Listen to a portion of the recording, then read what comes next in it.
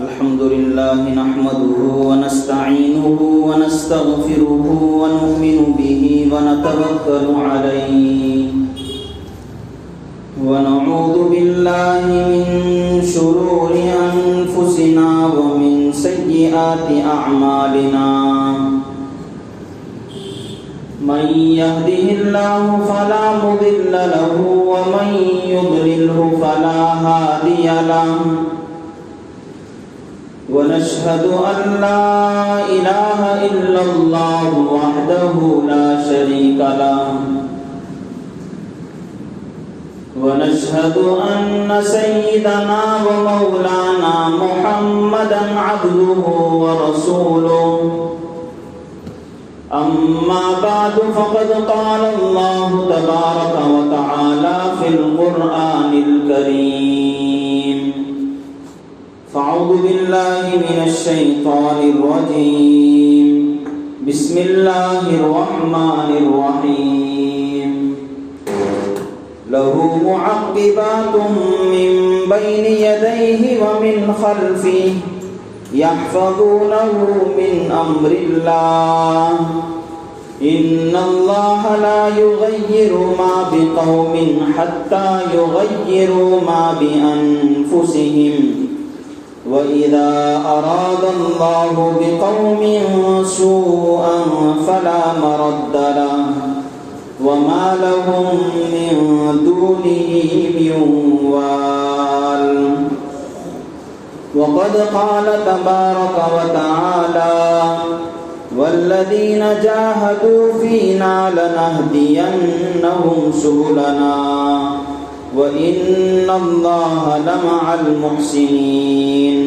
صدق الله العظيم وصدق رسوله النبي الكريم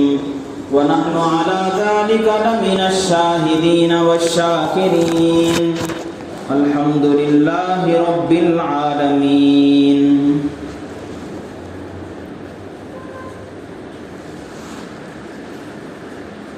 بزرگان محترم، عزیز بھائیوں، دوستوں، قرآن کریم کی ایک سورت ہے سورہ رعد۔ اللہ تبارک و تعالیٰ نے اس سورت کے اندر امت مسلمہ کی، اسی طرح دنیا کی کسی بھی قوم کی ہدایت اور اصلاح کے لیے کیا اقدام ہونا چاہیے اس کو اللہ نے ارشاد فرمایا۔ لیکن اس بات کو بیان کرنے سے پہلے اللہ تبارک و تعالیٰ نے ایک اور چیز کی طرف ہم سب کی توجہ کو مبذول کیا ہے، پھیرا ہے، اور اپنی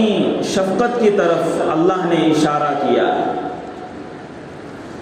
اللہ تبارک و تعالیٰ نے ارشاد فرمایا لَهُ مُعَقِّبَاتٌ مِّن بَيْنِ يَدَيْهِ وَمِن خَلْفِهِ، کہ انسان کے آگے اور پیچھے، مِن بَيْنِ يَدَيْهِ وَمِن خَلْفِهِ، انسان کے آگے پیچھے اللہ تبارک و تعالیٰ نے فرشتوں کی ایک جماعت کو مقرر فرمایا ہے جو باری باری بدلتی رہتی ہے۔ معقبات کہتے ہیں ان فرشتوں کو جو باری باری آتے رہتے ہیں، ایسا نہیں کہ ہمیشہ رہتے ہیں۔ اللہ تبارک و تعالیٰ نے انسانوں کے ساتھ، مسلمانوں کے ساتھ جو فرشتے لگائے رکھے ہیں، دو طرح کے فرشتے ہیں۔ ایک وہ فرشتہ جو ہمیشہ ساتھ رہتا ہے، نیکی لکھنے والا فرشتہ، اسی طرح بدی لکھنے والا فرشتہ، انسان کے اعمال صالحہ کو لکھنے والا فرشتہ، اور اعمال فاسدہ قبیحہ کو لکھنے والا فرشتہ، اچھے اور برے اعمال سب کچھ جو نوٹ کیے جا رہے ہیں، ان چیزوں کو نوٹ کرنے کے لیے اللہ تبارک و تعالیٰ نے فرشتے لگائے رکھے ہیں۔ قرآن کریم کے اندر انہیں کرامن کاتبین کہا گیا ہے۔ تو یہ فرشتے ایسے ہیں جو انسان کے ساتھ ہمیشہ لگے رہتے ہیں۔ عن الیمین وعن الشمال قعید ما یلفظ من قول الا لدیہ رقیب عتید۔ دائیں طرف بائیں طرف ایسے فرشتے ہیں کہ انسان اپنی زبان سے جو کچھ بھی نکالتا ہے وہ سب چیزیں اللہ کے ریکارڈ میں ریکارڈ ہوتی رہتی ہیں، فرشتہ نوٹ کرتے رہتا ہے۔ تو یہ وہ فرشتے ہیں جو ہمیشہ انسان کے ساتھ لگے رہتے ہیں، کبھی جدا نہیں ہوتے۔ لیکن کچھ فرشتے ایسے ہیں، روایات کے اندر آتا ہے کہ فجر میں ایک جماعت فرشتوں کی آتی ہے اور عصر تک رہتی ہے، پھر عصر تک ان کا کام ہو جاتا ہے تو پھر وہ واپس چلے جاتے ہیں، اور ایک نئے فرشتے آتے ہیں عصر میں، ان کا کام صبح فجر تک رہتا ہے، پھر جو فرشتے گئے تھے وہ آتے ہیں۔ اس طرح باری باری ایک کے پیچھے ایک کے پیچھے ایک جماعت فرشتوں کی آتی رہتی ہے، اور کیا کرتی ہے؟ اللہ نے آیت کے آگے کے حصے میں فرمایا یحفظونہ من امر اللہ۔ اللہ تبارک و تعالیٰ کا انہیں حکم ہوتا ہے، اس حکم کی بنیاد پر وہ فرشتے ان کی حفاظت کرتے رہتے۔ کن چیزوں کی حفاظت کرتے ہیں؟ حضرت علی رضی اللہ عنہ کی روایت ہے، ابو داؤد شریف ایک حدیث کی بہت ہی عظیم کتاب ہے، سنن ابی داؤد، اس کے اندر حدیث اللہ کے نبی علیہ الصلوۃ والسلام نے بیان فرمائی، وہ منقول ہے، مروی ہے۔ حضرت علی رضی اللہ عنہ فرماتے ہیں کہ وہ فرشتے انسان کو ہر طرح کے دنیاوی آفات سے، بلیات سے حفاظت کرتے رہتے۔ ہم لوگ جانتے ہیں کہ اس دنیا کے اندر صرف اللہ تبارک و تعالیٰ کی ایک مخلوق نہیں رہتی، اللہ کے کئی سارے مخلوق دنیا کے اندر رہتے ہیں، زندگی بسر کرتے رہتے ہیں، اور ان فرشتوں کے اندر ان مخلوقات کے اندر کچھ مخلوقات تو وہ ہیں جو ہمیں نظر آتی ہیں، اور کچھ مخلوقات تو ایسے ہیں جو ہمیں نظر بھی نہیں آتی۔ ایک بڑی مخلوق جو یہاں بسر کرتی ہے، جنات کی مخلوق، ہمیں نظر نہیں آتی۔ ایک بڑی مخلوق ہے شیاطین کی، وہ ہمیں نظر نہیں آتے۔ یہ وہ مخلوقات ہیں کہ دنیاوی طاقت لگا کر انسان انہیں دیکھنا چاہے تب بھی نہیں دیکھ سکتا۔ سائنٹسٹوں نے، سائنس نے بہت سارے انوینشنز کیے ہیں، ایجادات کیے ہیں، ایسی چیزوں کو دیکھنے کے لیے مشینری تیار کی گئی ہے کہ اگر اسے زوم کیا جائے تو باریک سے باریک چیز جو ہمیں ظاہری آنکھوں سے نظر نہیں آتی، ہمیں وہ دکھائی دیتی ہے۔ مائکروسکوپ کہتے ہیں، اور بھی کئی سارے مشینز آتے ہیں، اور اس کے اندر سے باریک چیزوں کو دیکھا جاتا ہے۔ لیکن یہ مخلوقات اللہ تبارک و تعالیٰ کے جو اللہ نے پیدا کیے ہیں، جنات کو، اسی طرح شیاطین کو، یہ مخلوقات ایسے ہیں جو مائکروسکوپ میں بھی نظر نہیں آتے۔ تو اللہ نے جو مخلوقات بنائے ہیں، یہ مخلوقات کبھی کبھار، بلکہ بعض اوقات تو بہت ساری مرتبہ دنیا میں انسانوں کو تکلیف دینے کی کوشش کرتے رہتے ہیں۔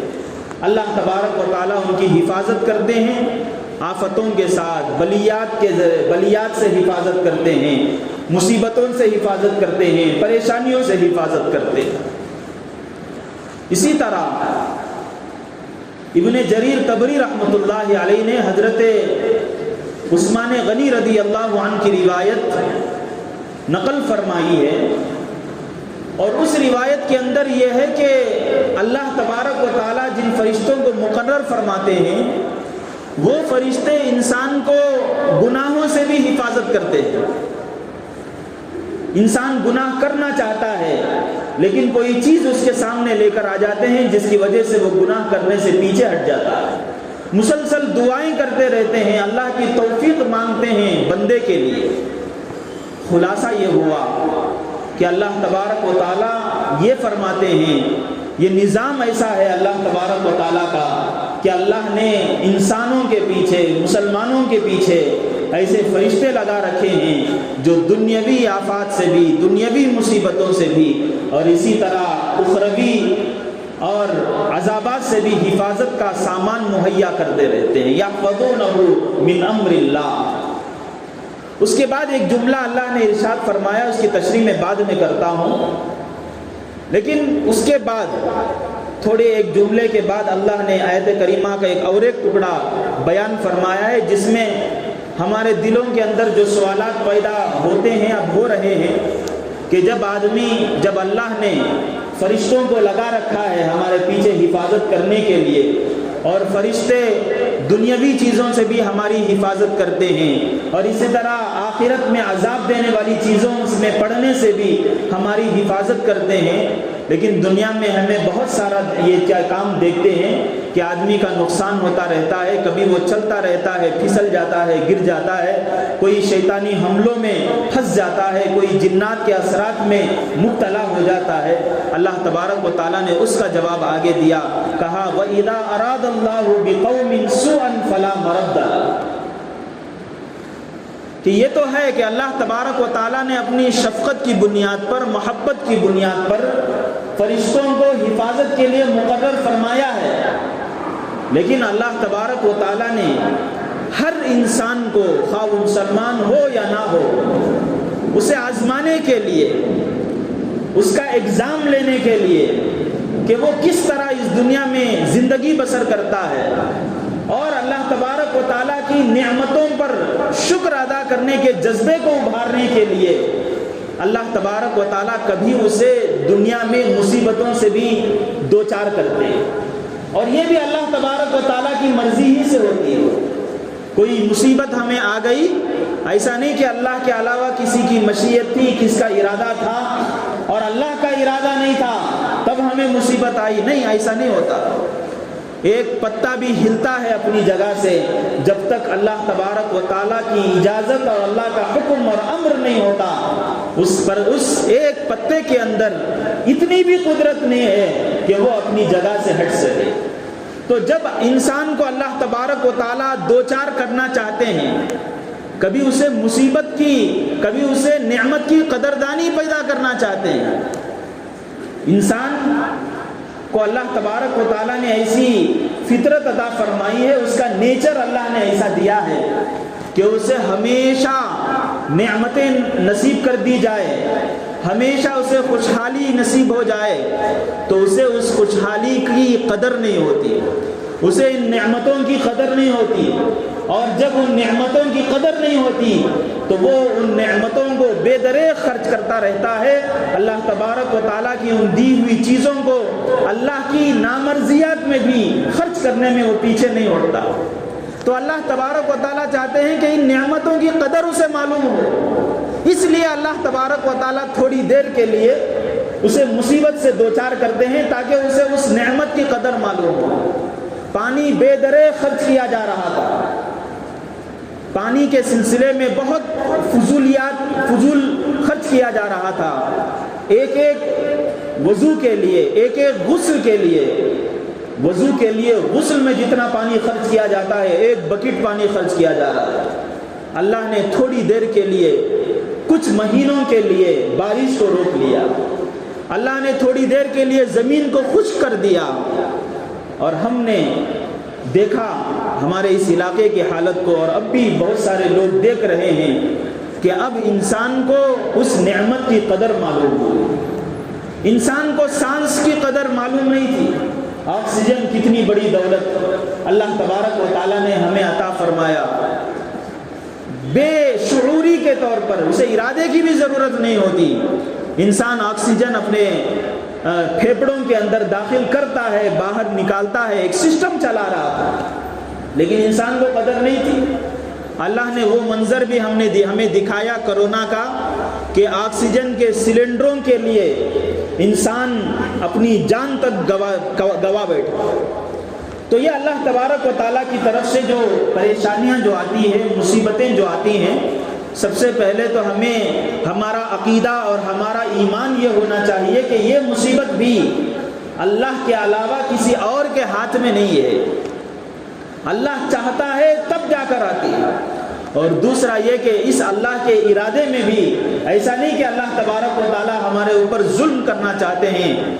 ان اللہ لیس بظلام للعبید، اللہ فرماتے ہیں کہ اللہ تبارک و تعالی بندوں پر ظلم کرنے والے نہیں ہیں، ذرہ برابر بھی ظلم نہیں ہوتا اللہ کی طرف سے، لیکن اللہ قدردانی دلانا چاہتے ہیں، اللہ شکر کا جذبہ پیدا کرنا چاہتے ہیں۔ پانی مل گیا، اب بندے کے اندر سے شکر کے جذبات، اب وہ پانی خرچ کر رہا ہے تو سوچ سوچ کر خرچ کر رہا ہے، احتیاط برت کر خرچ کر رہا ہے، بڑی نزاکتیں استعمال کر رہا ہے۔ تو یہ اللہ تبارک و تعالیٰ کی طرف سے یہ مصیبتیں بھی آتی ہیں، اللہ کی طرف سے یہ نعمتیں بھی آتی ہیں۔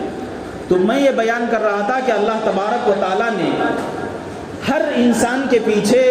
فرشتوں کی ایک جماعت مقرر فرمائی ہے۔ بخاری شریف کے اندر بھی ایک حدیث ہے، اس کے اندر بھی اللہ کے نبی علیہ الصلوۃ والسلام نے ارشاد فرمایا کہ یہ فرشتے ہوتے ہیں جو انسان کی حفاظت کرتے رہتے ہیں، اور ان فرشتوں کے بارے میں نام یہ آیا ہے کہ ان فرشتوں کو کہتے ہیں حفظہ، حفاظت کرنے والے فرشتے۔ ان کی تعداد روایتوں کے اندر الگ الگ آئی ہے، کسی روایت کے اندر 2، کسی روایت کے اندر 5، اور کسی روایت کے اندر 10، کسی روایت کے اندر 20، اور کسی روایت کے اندر 8 فرشتوں کی بھی تعداد گنوائی گئی۔ خیر، تعداد سے ہمیں کوئی لینا دینا نہیں ہے، اللہ تبارک و تعالیٰ کی طرف سے آنے والا ایک فرشتہ بھی ہمیں ہماری حفاظت کرنے کے لیے کافی ہے، لیکن اللہ کی ایک جماعت رہتی ہے۔ یہ اللہ نے آیت کے شروع میں، جو آیت میں نے خطبے کے اندر پڑھی، اس خطبے کی آیت میں اللہ نے شروع میں یہ بات ارشاد فرمائی کہ اللہ تبارک و تعالیٰ کی طرف سے ایک جماعت حفاظت کے لیے لگی رہتی ہے۔ اور کس سے حفاظت؟ دنیاوی چیزوں سے بھی حفاظت، اور اسی طرح آخرت میں عذاب میں مبتلا کر دینے والی چیزوں سے بھی حفاظت۔ ان دونوں چیزوں کی حفاظت میں لگی رہتی ہے۔ لیکن اللہ نے اس کے ساتھ ساتھ ایک بات کی طرف متوجہ فرمایا ہمیں، اور ہماری توجہ کو مبذول کرائی، کہا اللہ نے ان اللہ لا یغیر ما بقوم حتی یغیروا ما بانفسهم۔ یہ جو اللہ کی طرف سے شفقت ہے، اللہ کی طرف سے رحمت ہے، اللہ کی طرف سے نعمتوں اور دولتوں کی بارش ہے۔ کسی کو اللہ نے نعمت کی زبردست فراوانی نصیب فرمائی، کسی کو اللہ نے صحت عطا فرمائی، ایسی زبردست صحت کہ بڑے سے بڑے پہلوان کو پٹک دے،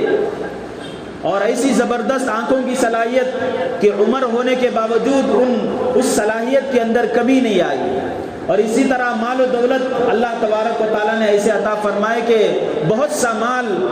کم محنت پر بھی اللہ اسے عطا فرماتے رہتے ہیں۔ یہ جو نعمتیں ہیں، یہ جو اللہ کی طرف سے آتی رہتی ہیں، ان میں اللہ تبارک و تعالیٰ اس وقت تک کمی نہیں لاتے جب تک انسان خود اپنے پیروں پر اپنے ہاتھ سے کلہاڑی نہ مارے۔ اللہ فرماتے ہیں ان اللہ لا یغیر، ایک اصول ہے، یہ 2 ٹوک اصول اللہ نے بیان کر دیا، اس پر چلو گے تو تمہیں نعمتیں ملیں گی، اس پر نہیں چلو گے تو تمہیں نعمتیں نہیں ملیں گی۔ اللہ نے فرمایا ان اللہ لا یغیر ما بقوم حتی یغیروا ما بانفسهم۔ اللہ نے جو نعمتیں عطا فرمائی ہیں، جو دولت عطا فرمائی ہے، خواہ وہ دولت جسم سے متعلق ہو، وہ دولت مال سے متعلق ہو، وہ دولت گھر بار سے متعلق ہو، تجارت سے متعلق ہو، انسان اپنے ہاتھ سے جب تک اس کے اندر تبدیلی نہیں لاتا، اللہ کے قانون کے اندر کوئی فرق پیدا نہیں کرتا، اس وقت تک اللہ تبارک و تعالیٰ بھی اس نعمت کے اندر کوئی فرق پیدا نہیں کرے۔ اللہ نے دولت دی، اس دولت کو جب تک آدمی اللہ کی مرضی کے مطابق چلاتا رہتا ہے اللہ تبارک و تعالیٰ اس کے اندر برکت کے دروازے کھول دیتے ہیں، اور وہ آدمی اللہ کی نعمتوں سے سرشار ہوتا رہتا ہے۔ لیکن جیسے ہی اس نے ان نعمتوں کو غلط کاریوں میں استعمال کرنا شروع کر دیا، اللہ تبارک و تعالیٰ کی نامرضیات میں لگا دیا، اللہ تبارک و تعالیٰ اسی وقت اس نعمت کو بدل دیتے۔ اللہ نے صحت عطا فرمائی، ہم میں سے بہت سارے نوجوان ہیں الحمدللہ، بہت سوں کو اللہ تبارک و تعالیٰ نے نوجوانی کی عمر میں بہت ساری نعمتیں عطا فرمائی۔ اللہ نے صحت عطا فرمائی، قوت عطا فرمائی، بات کرنے کی زبردست صلاحیت عطا فرمائی، اللہ نے سوچ اور فکر کا ایک زبردست جذبہ عطا فرمایا۔ آدمی کی سوچ نوجوانی میں وہاں تک پہنچ سکتی ہے کہ بعد میں اسے وہ چیزیں یاد نہیں رہتی۔ اللہ نے طاقت عطا فرمائی، قوت عطا فرمائی، مال عطا فرمایا، صحت عطا فرمائی، صلاحیت عطا فرمائی۔ جب ہم میں سے ہر ایک جسے یہ نعمتیں ملی ہیں ان چیزوں کو اللہ تبارک و تعالیٰ کے بتائے ہوئے مقامات میں لگائے گا، اللہ کی بتائی ہوئی چیزوں میں استعمال کرے گا، سمجھیے کہ اس کے اندر اللہ تبارک و تعالیٰ برکتیں رکھتے ہیں۔ ایک نوجوان اپنی صحت کی حفاظت کر رہا ہے، اسے اللہ تبارک و تعالیٰ اس کی صحت کو اور بڑھاتے ہیں، اس کی صحت کے اندر برکت نصیب کرتے ہیں۔ اللہ تبارک و تعالیٰ نے دیکھا کہ ایک نوجوان اپنی قوت کو صحیح جگہ استعمال کر رہا ہے، اللہ تبارک و تعالیٰ اس کی قوت کے اندر مزید برکات رکھتے ہیں۔ اللہ نے دیکھا کہ یہ نوجوان ہے اور اپنے وقت کی قدردانی اس کے اندر ہے، اور اس وقت کو وہ تول کر اللہ تبارک و تعالیٰ کی مرضیات میں لگاتا ہے، اللہ اس کے وقت کے اندر برکت دیتے ہیں۔ اور ہم لوگ دنیا کے اندر دیکھتے ہیں کہ بہت ہی کم عمری میں ایسے بہت سارے نوجوان ہیں، انہوں نے اپنے وقت کو صحیح طور پر استعمال کیا، اپنی صلاحیتوں کو صحیح طور پر استعمال کیا، اور اس طرح استعمال کرنے کی وجہ سے اللہ تبارک و تعالیٰ نے انہیں ایسی برکتیں عطا فرمائی ان کے وقت کے اندر، ان کی قوت کے اندر، ان کی صحت کے اندر، ان کی صلاحیت کے اندر، کہ آج ان کو دیکھنے کے لیے لوگ ترس رہے ہیں، ان سے ایک ملاقات کے لیے، ان کی دیدار کے لیے ترس رہے ہیں۔ اور ان کی عمر ایسی ہے کہ ہم میں سے بہت سارے لوگوں کی عمر سے بہت کم۔ اسی طرح اللہ تبارک و تعالیٰ بڑے لوگوں کو، عمر دراز لوگوں کو بھی اللہ تبارک و تعالیٰ اپنی طرف متوجہ کرنا چاہتے ہیں۔ اللہ داڑھی کو سفید کر دیتے ہیں یہ بتانے کے لیے کہ تمہاری نوجوانی کی عمر گزر گئی ہے، تمہاری نوجوانی کی عمر گزر گئی۔ اب اللہ تبارک و تعالیٰ نے اس دنیا کے اندر جو نظام رکھا وہ نظام طے ہے، کل نفس ذائقۃ الموت، ہر نفس کو موت کا مزہ چکھنا ہے۔ اس سے پہلے اللہ تبارک و تعالیٰ تمہید باندھتے ہیں، اشارے دیتے ہیں، داڑھی سفید کر دی جاتی ہے، طرح طرح کی بیماریوں کے اندر مبتلا کر دیا جاتا ہے۔ یہ اللہ تبارک و تعالیٰ کی طرف سے انسان کے لیے رحمت ہے۔ داڑھی کا سفید ہو جانا اللہ کی طرف سے رحمت،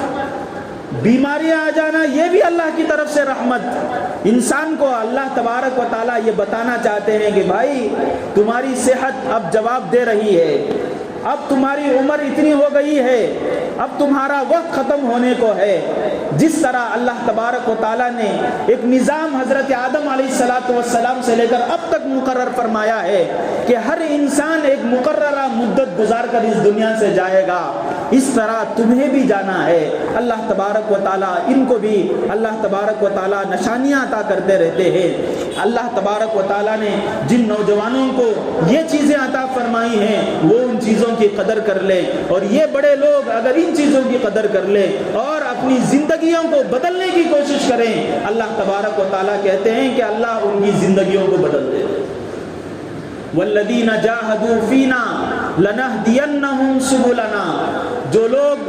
ہمارے تک پہنچنے میں کوشش کرتے ہیں۔ والذین جاہدوا، جاہدہ کا جو لفظ ہے عربی کے زبان کے اندر جوہد کہتے ہیں خون پسینہ بہا کر کسی کام میں لگ جانا۔ والذین جاہدوا فینا، اللہ تبارک و تعالیٰ کہتے ہیں کہ اللہ کی محبت کو چاہنے،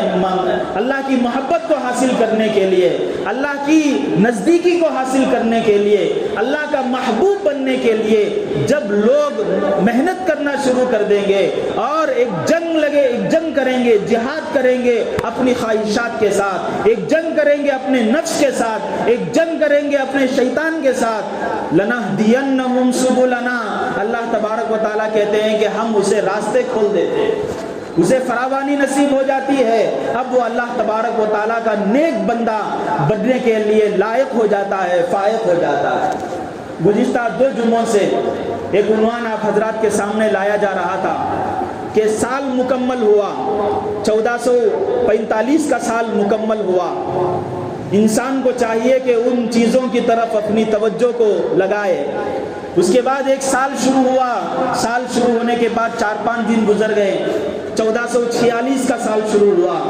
اس طرح سال کا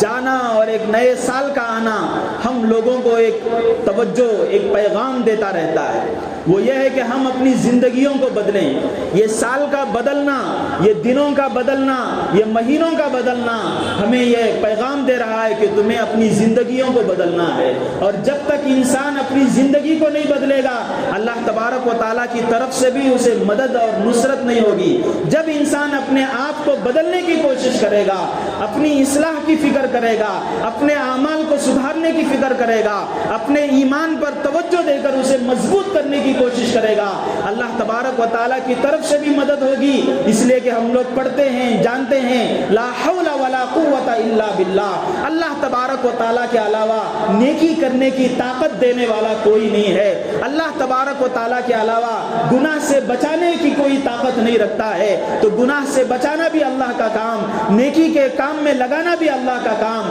لیکن انسان کا کام یہ ہے کہ وہ اپنے کسب کے ذریعے سے، کوشش کے ذریعے سے جب آدمی آگے بڑھتا ہے تو اللہ تبارک و تعالیٰ کی طرف سے مدد اور نصرت ملتی ہے۔ لہٰذا یہ جو آیت کریمہ آپ حضرات کے سامنے پڑھی گئی اور اس کا جو پیغام آپ حضرات کے سامنے لایا گیا وہ یہی ہے کہ اللہ تبارک و تعالیٰ جب تک آدمی اپنی ہر چیز کو، اپنی نعمتوں کو دیکھ کر اللہ کی مرضیات میں لگاتا ہے، اللہ تبارک و تعالیٰ کی بتائی ہوئی چیزوں کے اندر لگاتا ہے، اس وقت تک آدمی صحیح کام میں لگا رہتا ہے، صحیح راستے میں لگا رہتا ہے۔